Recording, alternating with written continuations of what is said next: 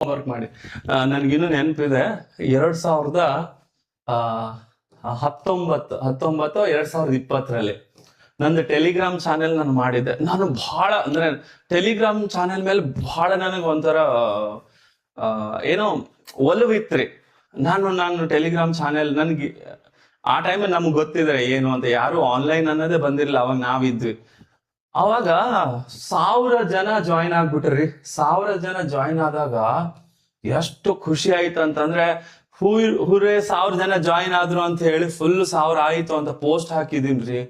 ನೀವು ಬಿಲೀವ್ ಮಾಡಲ್ಲ, 4-5 ಜನ ಲೆಫ್ಟೇ ಆಗ್ಬಿಟ್ರು.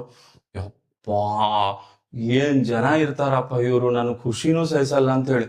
ಅದಾದ್ಮೇಲೆ ನೆಕ್ಸ್ಟ್ ಯಾವಾಗ್ಲೂ 1000 ಅಲ್ಲ, ನೆಕ್ಸ್ಟ್ 10,000 ಬಂತು ಅನ್ಕೊಳ್ಳಿ.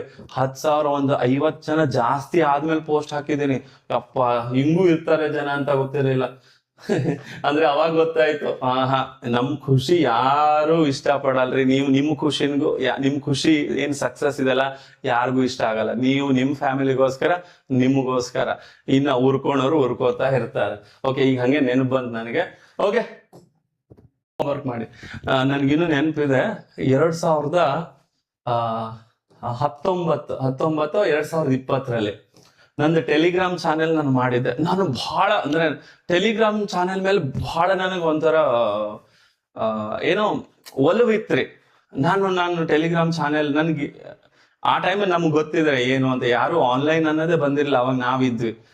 ಅವಾಗ 1000 ಜನ ಜಾಯಿನ್ ಆಗ್ಬಿಟ್ರಿ. 1000 ಜನ ಜಾಯಿನ್ ಆದಾಗ ಎಷ್ಟು ಖುಷಿ ಆಯ್ತು ಅಂತಂದ್ರೆ, ಹುರೇ 1000 ಜನ ಜಾಯಿನ್ ಆದ್ರು ಅಂತ ಹೇಳಿ ಫುಲ್ 1000 ಆಯ್ತು ಅಂತ ಪೋಸ್ಟ್ ಹಾಕಿದೀನ್ರಿ. ನೀವು ಬಿಲೀವ್ ಮಾಡಲ್ಲ, 4-5 ಜನ ಲೆಫ್ಟೇ ಆಗ್ಬಿಟ್ರು. ಯಪ್ಪಾ, ಏನ್ ಜನ ಇರ್ತಾರಪ್ಪ ಇವ್ರು, ನನ್ ಖುಷಿನೂ ಸಹಿಸಲ್ಲ ಅಂತ ಹೇಳಿ. ಅದಾದ್ಮೇಲೆ ನೆಕ್ಸ್ಟ್ ಯಾವಾಗ್ಲೂ 1000 ಅಲ್ಲ, ನೆಕ್ಸ್ಟ್ 10,000 ಬಂತು ಅನ್ಕೊಳ್ಳಿ. 10,000 ಒಂದು 50 ಜನ ಜಾಸ್ತಿ ಆದ್ಮೇಲೆ ಪೋಸ್ಟ್ ಹಾಕಿದೀನಿ. ಯಪ್ಪ, ಹಿಂಗೂ ಇರ್ತಾರೆ ಜನ ಅಂತ ಗೊತ್ತಿರಲಿಲ್ಲ.